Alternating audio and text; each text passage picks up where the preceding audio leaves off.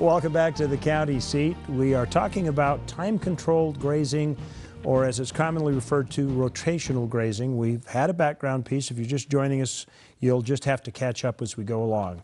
Our panel today is Bill Hopkin, who is the director of the Utah Grazing Improvement Program. Thank you for joining us. Alvin Schall, who's the chairman of the Three Creeks Grazing Association. I'll have some questions for you in a minute. And Commissioner Norman Weston, Commissioner of Rich County. Gentlemen, thank you for joining us.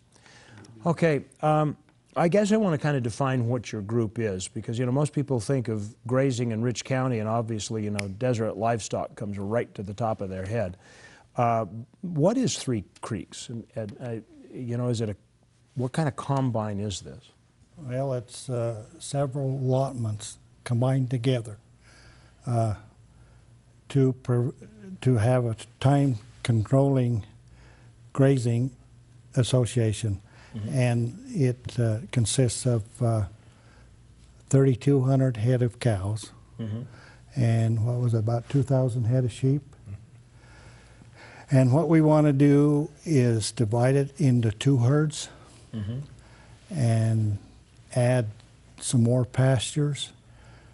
And so you move some cattle in the pasture, and it grazes.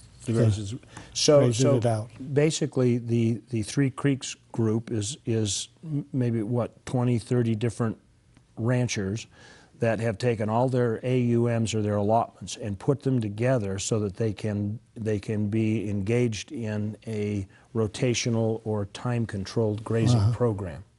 How did this concept come up? Where was this pioneered, rotational grazing? Well, Deseret Land and Livestock had grazed in this fashion for starting in the mid-70s. And Alvin used to work at Deseret back in the 70s, yeah, Alvin. And, you know, he came out to the ranch and saw what it looked like 25 years later. Mm.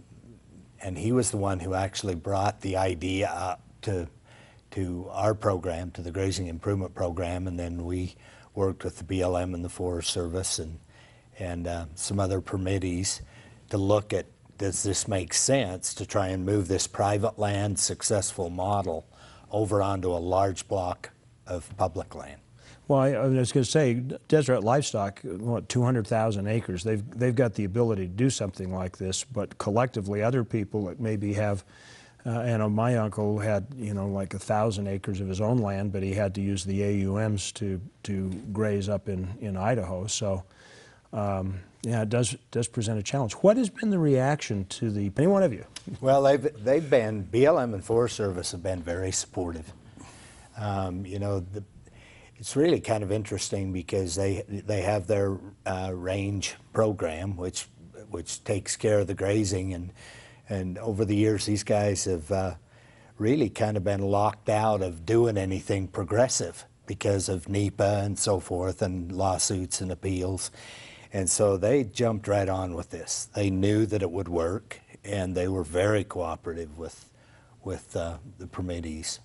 Good. Norm, let me ask you a question. You know, this has an impact because you have all these smaller ranchers that can possibly do this. There's a big economic impact to this on Rich County, is there not? Oh yes, Rich County, about close to probably half, I would say, of the incomes of the folks in Rich County is related to the agricultural constituency of the county. Mm-hmm. And so if we can keep these ranchers doing what they do best, managing livestock on these public lands, and they can continue to keep their tax base viable, and Rich County can continue to get our tax money from them to function the county.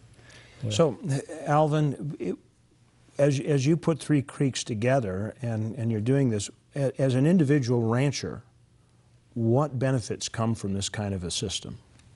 Well, the way it's planned is it'll present a lot more AUMs mm-hmm. by proper management and time-controlled grazing. And right now, our cattle are coming in on our meadows in August. And we really need that extra month. And this time-controlled grazing on this, combining these allotments, will do that. Will that eventually allow ranchers like yourself to, expand? Well, I mean, will all the ranchers working in these collective AUMs using rotational grazing will allow you to actually expand your herd a little bit and get a little bit better price on the hoof? Yeah, a little, but what it'll do mostly is expand the time. Like instead of coming in the 7th of August, we can probably stay out till the 1st of October. Now the big impact for that actually comes from the fact that the sooner you bring them in, the sooner you have to switch to harvested feed for them instead of the open grazing. Mm-hmm. So that cuts your cost of delivery of the product to the market. Right. Okay, I just want to make sure that everybody at home kind of understands this so that they're not left out of the loop. Comments from you? Well, back to the economics. That 3,200 cows and roughly 2,000 sheep represent 3.2 million in annual economic activity to Rich County. Now that's not a lot of money if you're talking Wasatch Front, but to a small rural county like Rich County, that's a big deal. So that it represents about $900 a cow to the economy. So it's important. Is this something, Bill, that you see as being specific to Rich County, or is this something that is a wave of the future? No, not at all. I mean, that's one reason this is. It's created a lot of interest. We have we're actually working on the Monroe Mountain, which is all Forest Service, with a similar kind of a strategy. The nice thing about it is that, the public don't want to see additional fences on the public land, but without that, at the allotment level, you don't have the capability to have really good science-based management. So if you envision these 10 allotments, each with several pastures now, combining into one unit, all of a sudden you have 23 pastures.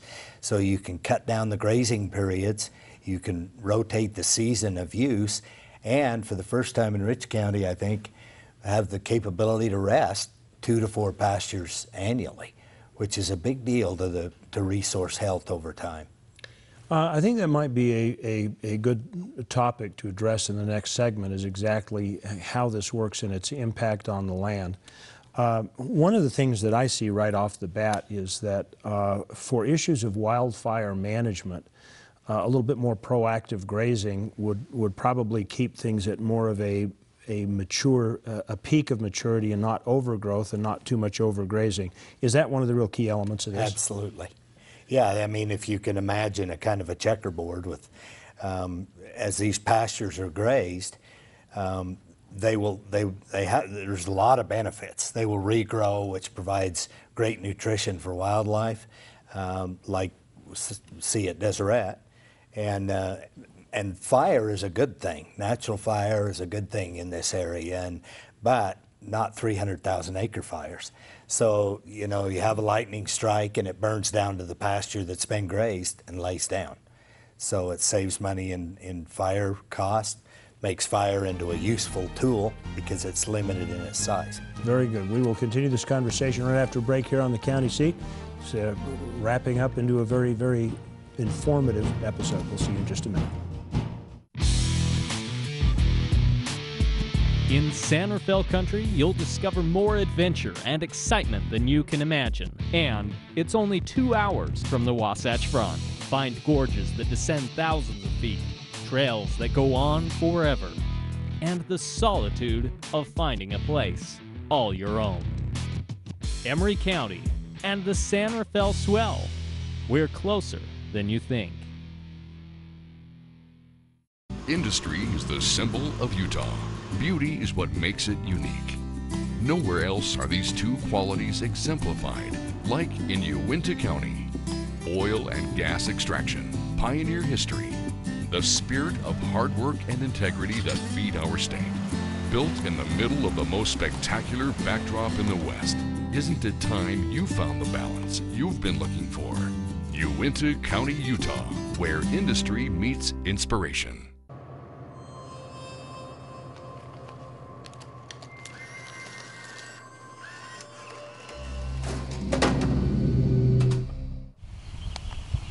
Unlimited opportunity for adventure. It's all about knowing where to look. ATV adventures, rock crawling events, art festivals, and wildlife events. The opportunities are limitless. Pick your adventure in Miller County.